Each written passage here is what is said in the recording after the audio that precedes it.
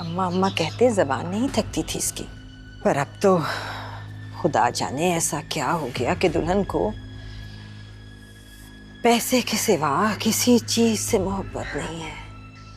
पता भी है कि मियाँ दो नौकरियां करता है, पर मजाल है कि उसके खाने पीने का, उसके आराम का जरा सा भी ख्याल कर ले। मैं भी ये देख रही हूँ कि वसीम बेटा थका हारा घर में पहुंचा नहीं कि बहू बेगम ने जैसे तैसे करके एक प्याली चाय ला के पकड़ाई, उसके बाद चली गई तैयार होने के लिए और बस आई और ये बाहर घर से निकलो। लेकिन मैं ये कहूँगी कि इसमें कसूर वसीम का भी है, उन्होंने इतनी ढील दी क्यों? बात भी सही है, सिक्का तो अपना ही खोटा होता है ना बुआ।